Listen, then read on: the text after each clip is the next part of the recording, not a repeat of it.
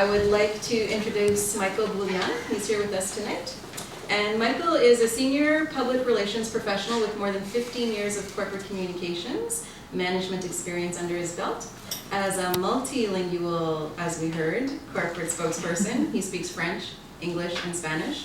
He has developed a number of successful media relations strategies and is an award-winning community relations programmer while managing issues and advising senior executives. His international work experience in Latin America, Asia Pacific, and North America gives him a global lens and allows him to use best practices and key learnings from around the world. Michael's management and consulting experiences span a number of industries, and he recently worked as pro bono marketing and communications advisor in Peru with us, Cuso International. I welcome Michael here tonight. Hi, I'm Michael.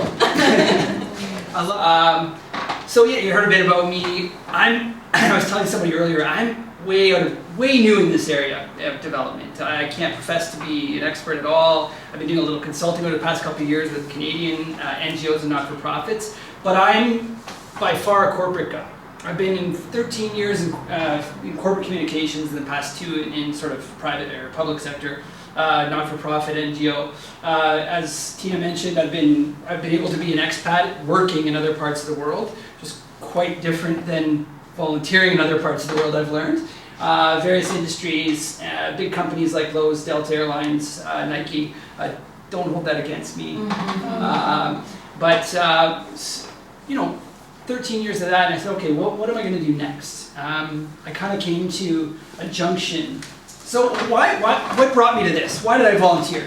To be honest with you, I needed a change. I was at a point in my career, you know, sort of like Jamie mentioned, maybe a little later in my career than Jamie, it looks like, but I felt I needed to do something different. I needed a change, and I wanted to sort of contribute. You know, being a corporate spokesperson for big, bad multinational corporations for you know, more than a decade kind of wears on you a bit, and I felt like I wanted to have a lasting impact, do something right. So the timing to me was perfect. It was between jobs, and I could miss the Canadian winter, going down to Peru. The right opportunity just came up. I was actually on LinkedIn, and Cuso posts on LinkedIn. The fit, the skills, the experience really fit for me. And then I looked in the organization, and you know, Canadian not-for-profit, Canadian NGO, and it's a very trusted one. So I said, you know what, this is great. So who was I helping? I was helping these folks here. That's me, the white guy in the back. These folks are some of Peru's top young entrepreneurs. They are social entrepreneurs who have been awarded. They've won a ton of awards for their ideas and their social enterprises, working in everything from healthcare to education to environment. Award-winning young entrepreneurs. This is one of them, called Shiwi. Shiwi actually is an environmental organization. The woman in the middle, the petite Peruana, in the middle is the entrepreneur, started Shiwi. She's actually a little biologist. And she's not an entrepreneur, business person at all, but saw a need in that part of Peru where she grew up in the rainforest, to protect that part of the world. A lot of illegal mining going on in that part of the country, and of course deforestation because of that and other environmental tragedies. She owned a section of land that had castanha trees, castanha Brazil nuts, although they call them Amazon nuts. They don't like to call them Brazil nuts because they're not in Brazil.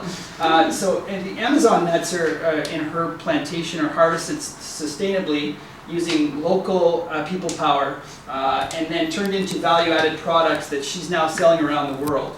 She was selling in Peru. We helped her sort of become a bit bigger. The next organization, Loop, Life Out of Plastic.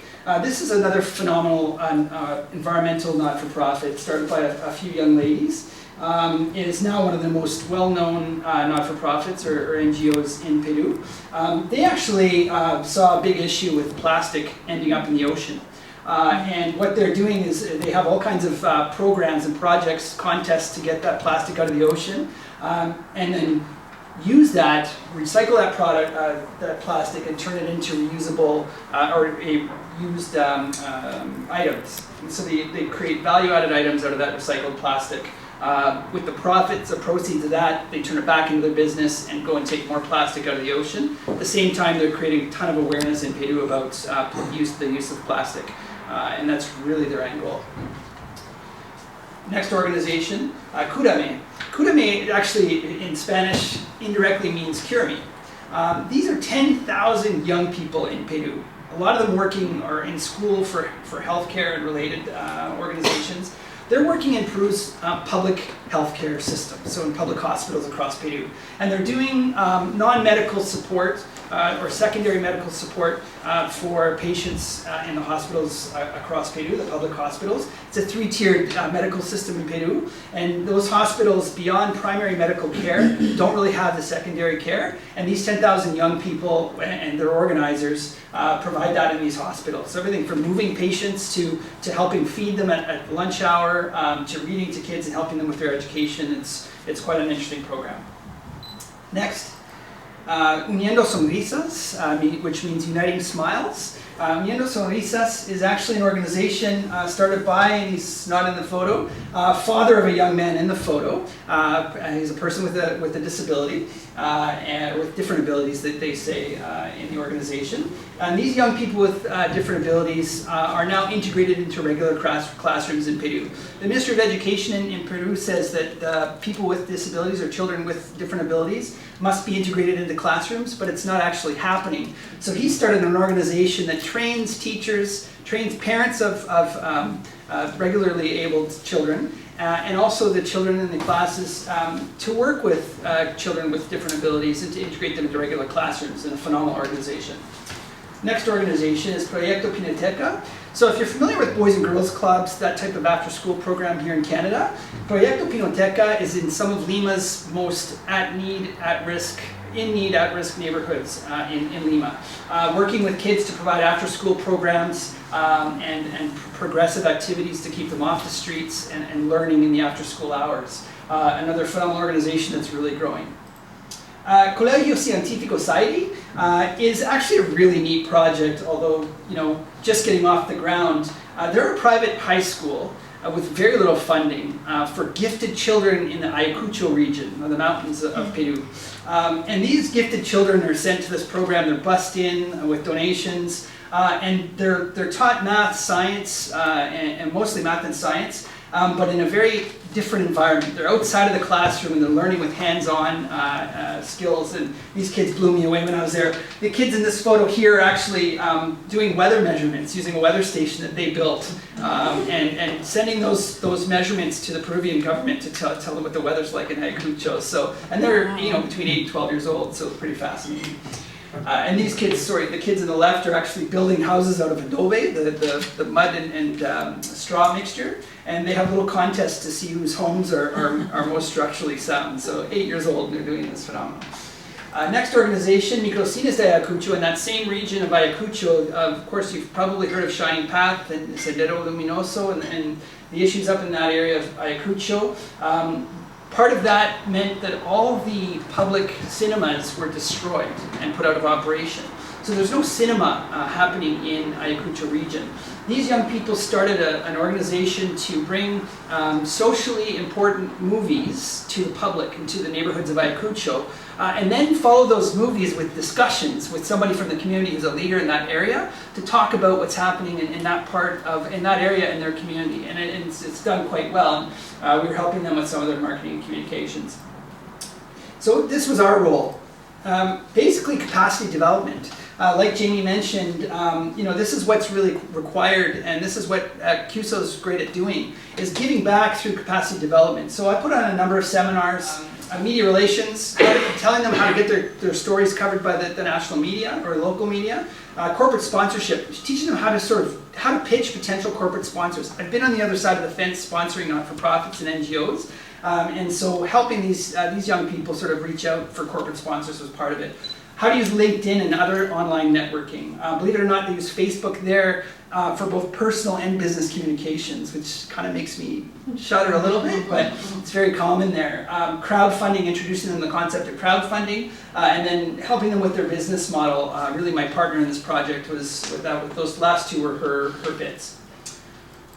One-on-one consultation, so helping them build their brand, logo packaging, award applications, pitch presentations, media relations activity and story pitches, corporate sponsorship we talked about, and then giving them some marketing advice with respect to their ecotourism and agri-tourism projects a couple of those organizations have.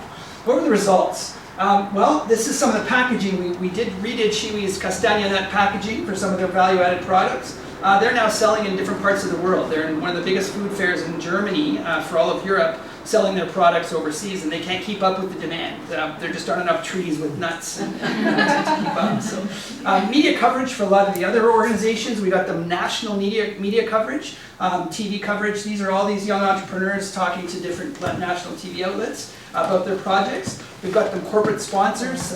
These are some of the corporations that are now sponsoring some of our young entrepreneurs in Peru. You might recognize some of those names. And lastly, that's corporate sponsorships, and helping them with their agri-tourism projects. So there's me at the back trying to look like a tough guy but in the rainforest, and these are the castagna nuts down below, and helping them develop and market their eco or agri-tourism project. And so what was it like? So people ask me, what was it like? Well, what got me was the energy of these young social entrepreneurs. These guys weren't taking a paycheck home every day. Most of them were actually investing their own funding from part-time jobs that they had on the side into their projects. They weren't taking that. They were coming to work every day because they believed so much in their cause and in their project. And that to me was fascinating, because I had been in the corporate world for a long time. You go in, you get a check, you leave, right? These guys were coming into work because they're passionate about it. And it was really hard not to pick up on that energy and be excited to go to work every day. So, like Jamie, I felt really excited to go into work every day, because it was working with these folks who were just doing it for the love of their project and for their passion. The impact I was talking about, these are the kids with the houses and stuff, but to be able to be on those front lines with these kids or with these programs and see the impact firsthand in these smaller communities throughout Peru was fascinating. To know that what we were doing up here at a marketing, sort of a national marketing level, was really having impact on the kids in other parts of the country. Quickly, how was Peru? Well, Peru was the mountains. Peru was the rainforest. Peru was the coast. That was the view from my condo. I paid a little more to live somewhere. So that was Peru. And, so the experience was phenomenal. I would highly recommend it to anybody who's looking to do something different, get out of their day-to-day, give back and feel really solid about what you're doing, especially if I don't see too many corporate-y type people in the room.